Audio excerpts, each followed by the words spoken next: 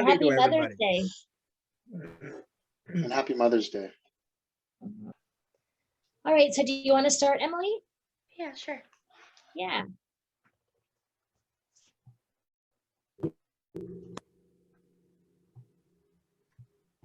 Okay, can you see my screen? Yes. Okay. Okay, so here we go. Maybe. There we go.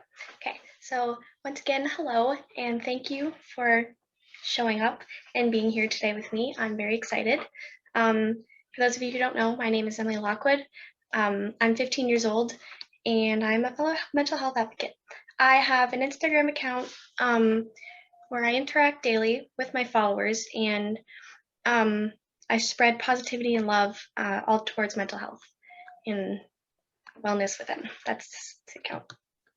So today, my goal is to talk about noticing when either yourself or when a friend or family member, someone close to you, is mentally struggling, and what to do and how to help. Because I know that's definitely always a question in my head. If I see someone close to me who's struggling, how is the best way, or what's the best thing that I can do to help? So I'm going to be talking a little bit about that. So I just wanted to mention, trigger warning, I will be mentioning like specific mental health disorders, and it's not meant to be triggering in any way. It's just meant for education purposes only. I want to remind everyone that this is a safe place. And like I said, it's all meant for education purposes. But if at any time you're feeling triggered or feeling uncomfortable, let me know if you feel comfortable, or just leave the meeting. No worries at all. Yeah, feel free to take notes, ask questions during the presentation, and remember that I am not a professional on this topic. This is completely based off of my own knowledge and understanding. If you are interested in learning more, I can contact me and I will help give you resources for that. So to start off, some common mental health disorders I wanted to mention. So anxiety and depression, I feel like all of us struggle with that at some point in our lives. Whether it's major or minor, it's very much a thing for a lot of people. Very common. Eating disorders, those are also pretty common. Bipolar or borderline personality disorder. A little bit of background knowledge on that. Bipolar is, I guess the best way to explain it is like an emotional roller coaster. Bright and happy for a month at a time, and then crash to extremely depressed, not able to manage on your own. So it's just like up and down. And borderline personality disorder is it's a bit similar, but there are triggers for those emotional roller coasters, I guess you could say. Whereas bipolar it kind of happens, but BPD is something will trigger you to feel happy or trigger you to feel sad for those long periods of time. Yeah, so that's that. Body dysmorphia, that is also, I feel like it's more common for teenage girls. It's where you find something about your physical appearance and you are embarrassed, ashamed, and it just like eats you alive, and it just consumes you, and you feel ugly or feel that you're not worth anything, but really it's like not that noticeable. So it's definitely all in your head, and that is can be very, very hard to deal with. Yeah, very hard. Addiction, I'm sure we're all aware of what that is, whether it's drugs or alcohol, stuff like that, and anger management. So just like what it says, yeah, dealing with heightened anger. So the question, am I or is someone close to me struggling mentally? Sometimes we don't notice that we're struggling. We don't notice the signs. We don't pick up on it, but we are, and that can be hard to notice, especially if you've never dealt with something like that before. It can be very hard to pick up on it. And there are some, I like to call them red flags, that you can look out for. So signals or little things that you can pick up on. I will be talking about that a little bit. Yeah, so I feel like that is definitely hard, noticing whether or not you're struggling mentally. So some of the important red flags that I want to mention, increased or decreased appetite. So that, I feel like eating, that is a very, very big, important red flag. If your appetite has drastically changed, take that into consideration. Your emotions, so feeling irritated, sad, angry, or just out of control of your emotions, more often than not. So if you're normally a very bright, bubbly, positive, happy person, and you're feeling those emotions more often than you normally do, I would say that's definitely an important red flag to look out for. Losing interest in hobbies.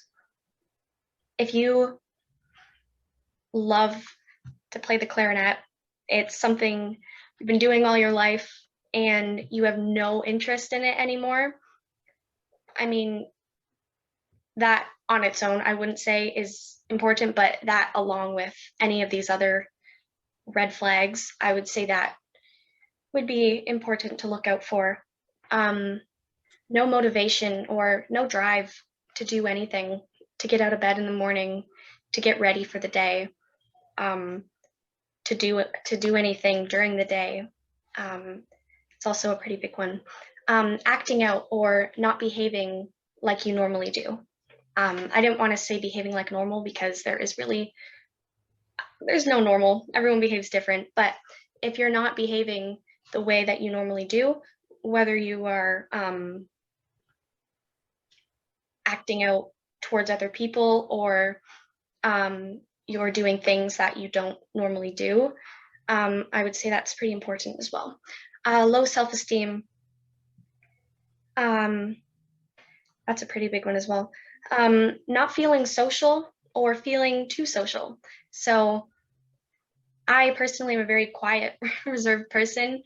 When I am struggling more than I usually do, my anxiety is high that week or that month, I will not talk to anyone, stay silent. And then if I realize that's happening, I know that I need to get back on my feet.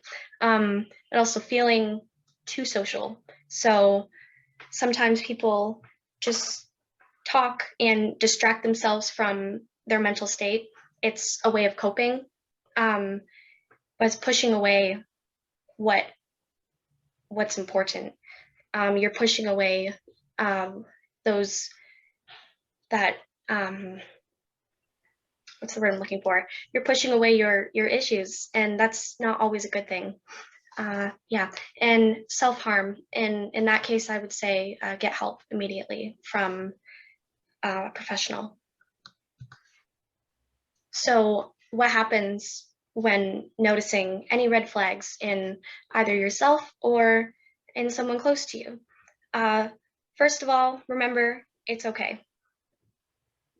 If you notice any of those red flags, it is not the end of the world. It just means that you need some extra attention or extra care, extra love, and that's okay. That's completely normal. Everyone goes through times in their life where they're not feeling themselves, and you're not alone. It's okay. So taking a step in the right direction would be reaching out to a parent or guardian or sibling, someone that you're close to, or even a professional if you and, I don't know, your parents or guardian say like that's the right decision. Reaching out to a professional, whether it's a counselor or if it's a doctor, that would definitely be a step in the right direction. If you're feeling like you want to handle it on your own, that's awesome. Good for you. So I would say practice any mental health skills that you have to help better your mental state, and I will be talking about that a little bit more. So another hard thing to do is ask for help. When we're mentally struggling and feeling out of control, the hardest thing to do is ask for help. But at the same time, it is the most important thing to do, especially if you're feeling alone. The best thing you can do is to get help, but it can be pretty hard. Knowing what to say and how to say it is definitely a common struggle. So reach out to someone that you have complete trust in. Don't reach out to a friend, reach out to a best friend. Someone that you know won't judge you, someone that you know will be there for you and help you to get the help that you need. So be honest, be open, and allow them to help you. Don't just tell them their feelings, and then if they try to help you, let them help you, because it's really what you want. So whether you do it in person or over text or an email, whatever you feel comfortable with, just make sure it's the right person to talk to. Yeah. Also, don't be afraid or fear a diagnosis. That is, it's okay to be diagnosed with anxiety. It's okay to be diagnosed with bipolar disorder. It just means that you've gotten to the bottom of why you're struggling, and you can do the right things to help. Yeah, a lot of people feel like because they have that specific mental health disorder that the world's over, but it's just a diagnosis and you can work on it. And like I always say, remember that it's okay. This will pass, and if it doesn't, that's okay too. You'll learn over time how to deal with how you're feeling. You'll understand why you're feeling that way and know what to do about it. So now what happens if someone comes to you? As I was saying before, go to someone who you have complete trust in. What happens if you're that person and someone reaches out to you? Be there without being there. So that sounds kind of confusing, but let me break it down. So let them know that you're there for them and check up on them, but don't be by their side 24/7 unless they ask for it. Because sometimes, as meaningful as you're trying to be, as much as you care, it can be too much, and it can stress the person out, and it's probably the last thing that you want to do. Yeah, keep in touch. So make sure that you aren't just letting them be alone if you are that person that they have asked for help from. Keep in touch with them. Understand how they feel. So whether you ask them questions and say that I want to understand how you're feeling, or whether you do your own research just to understand what they're dealing with, it can be helpful when they are telling you how they feel. Maybe you read something about it and can give advice based off of that. And let them come to you. Don't go to them. I mean, that's okay sometimes, but like I was saying, don't do it 24/7. Let them come to you with their feelings. Don't say every hour, how are you doing? How's your anxiety? How are you feeling? It can get intimidating, and it can make the person run away instead of come to you. So it can do the opposite.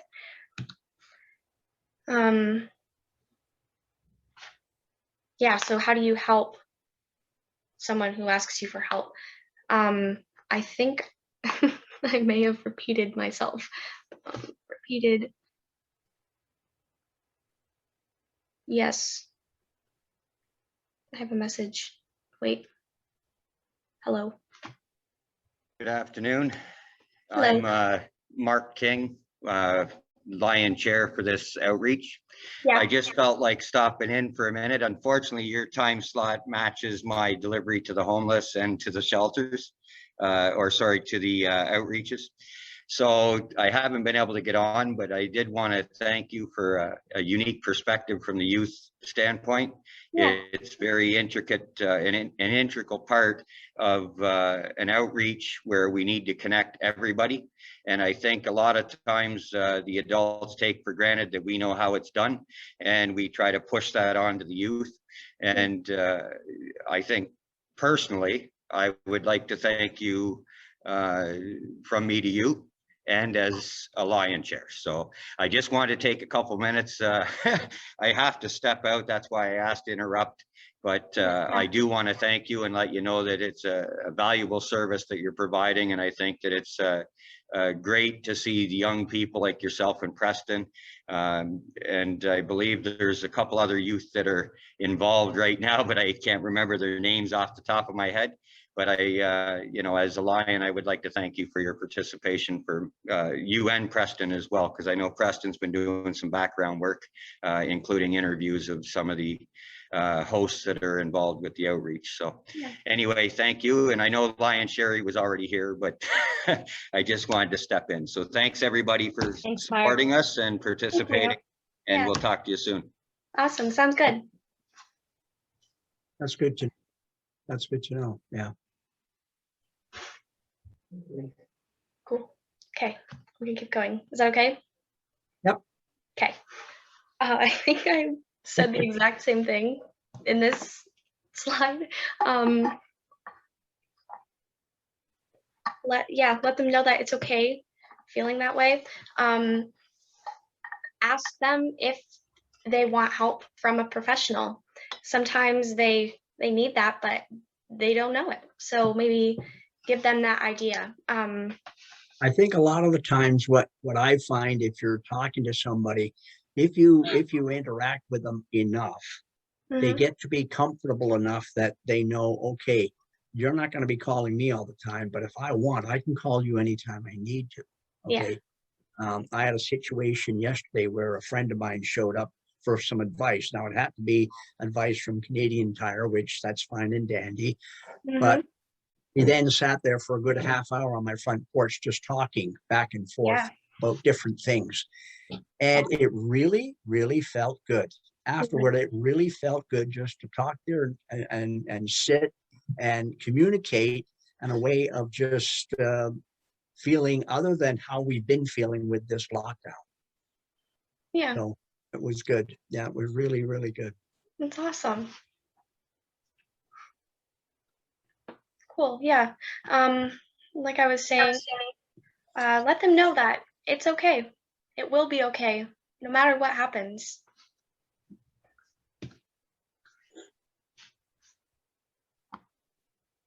Okay, so next I'm going to talk about how to better your mental state without speaking up. Sometimes that's the last thing that you want to do. You want to handle it yourself, and that's okay. So one of the best things you can practice is self-love. I mentioned, I think this was the first thing I talked about when doing this, but a quick recap. Some of the self-love tips that I talked about, gratitude journaling, being kind to yourself, and I talked about treating yourself the way you would treat a little kid or your younger self. You wouldn't be mean to a kid. You wouldn't tell a little kid, oh, you're not smart, or you don't look pretty today. So don't do that to yourself. Allow yourself to make mistakes, because no one is perfect. There's not one person in this world that doesn't make mistakes. So knowing that and allowing yourself to make mistakes and loving yourself for your mistakes and learning from them is a great thing to do. As well as don't compare yourself to others. That is a pretty big one.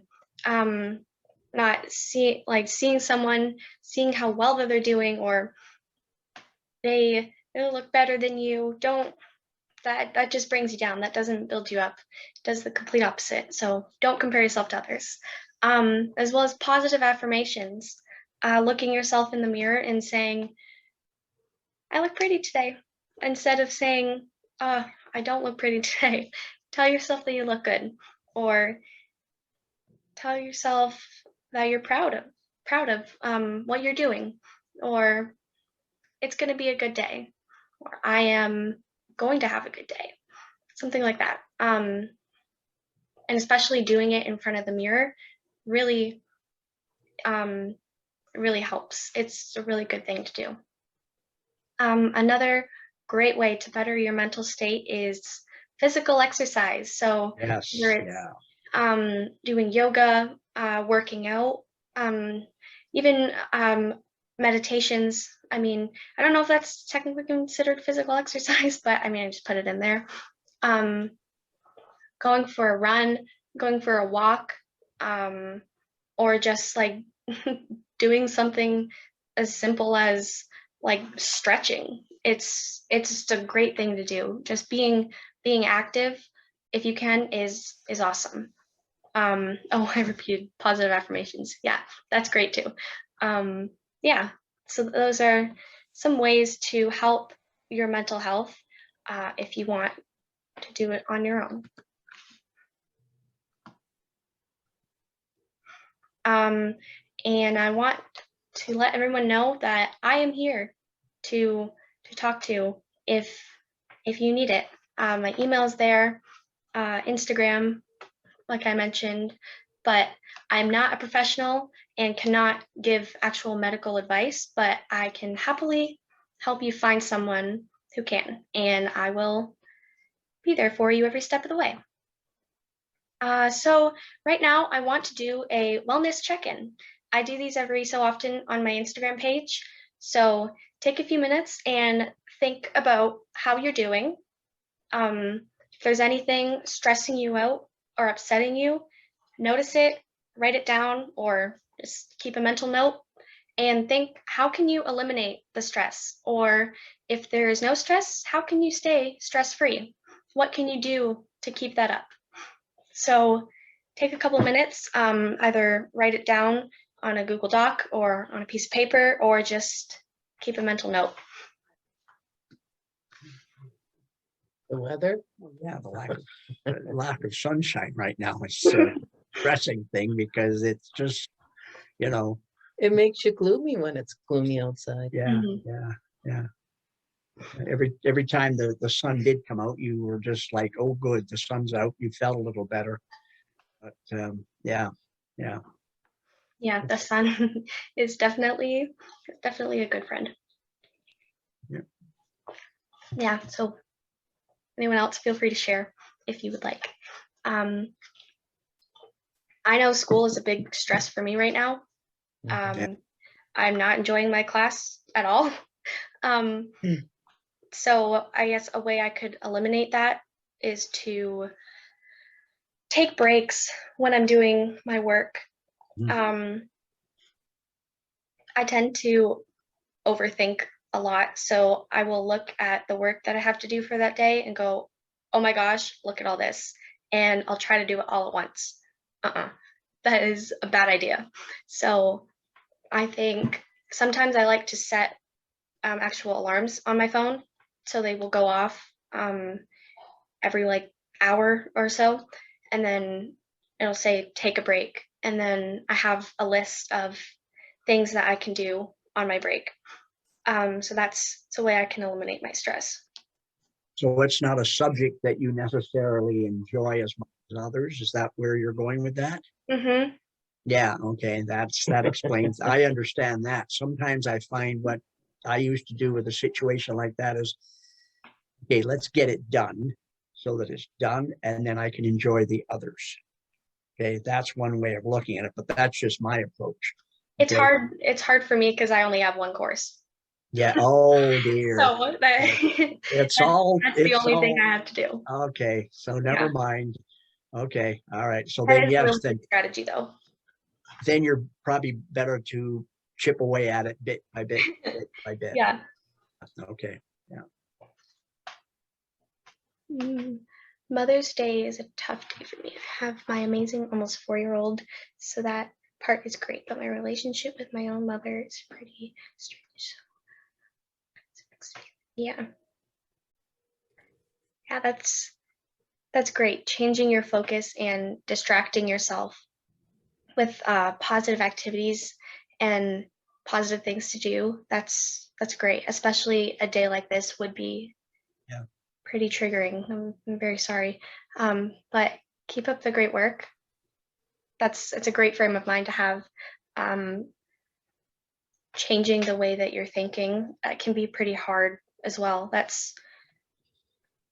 can be hard sometimes, but good for you. Yeah. What's the question? The question? Oh, it's on my screen. So how are you right now? If there is anything that is stressing you out or upsetting you, how can you eliminate that stress? Or if there's nothing, what can you do to stay stress-free? That's great. Mm-hmm. It's great. So I guess I would see that would be like seeing if I can like name how I'm feeling, Yeah. and then deciding if I want to feel better. So how am I feeling right now? I'm feeling encouraged. That would be the way I'm feeling. And so if I want, I think my most important feeling is feeling free. I'm pretty free oriented. So if I want to feel more free, I'm also already feeling encouraged. So free would just be maybe to do some recreation Yeah. instead of working. I'm kind of painting all day. Mm-hmm. So I could take the dog for a walk or something Yeah. and get out and feel free. Mm-hmm. Yeah. But that's a good exercise to do for sure. I think that, yeah, if you can name how you're feeling, that's pretty valuable. You know, there's only 22 feelings. Really? Yeah. Wow. 22 feelings. Yeah. I did So, not know that. yeah. And so like when I first got the first list of feelings and I realized it was only 22 feelings, I memorized the list. I tried to memorize the list. And in like 20 minutes, I had the bottom half, like the bottom worst feelings memorized. Wow. And then, yeah, that's how well I knew those bottom half feelings because I had memorized them in 20 minutes. And it took me 2 weeks to learn the top half because I was so kind of negative. Mm-hmm. Yeah. That's interesting. Yeah, it was really interesting. Yeah, because I like memorizing stuff. And so I realized, oh, wonder what I was really good at.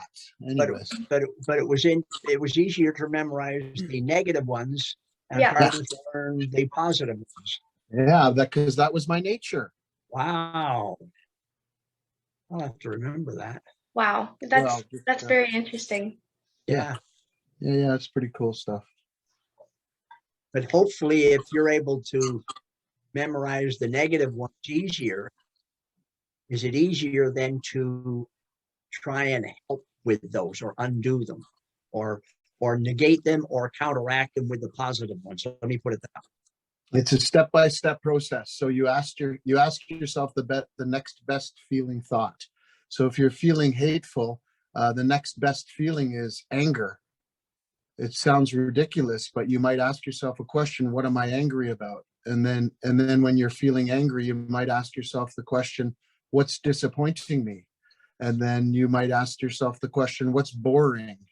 Yeah. And then the next is what makes me content, Okay. and then optimistic. And then you work your way up to your most important feeling. That's a really Okay. good exercise. I really like that. Good. That's interesting. That's yeah, Yeah. I like that approach. Very cool. Wow. Awesome. Yeah, so that's my presentation. Thanks, Chris. That was good information there, buddy. Well, oh no, well, thank you. I learned lots as well. I'm just happy to share that. Yeah.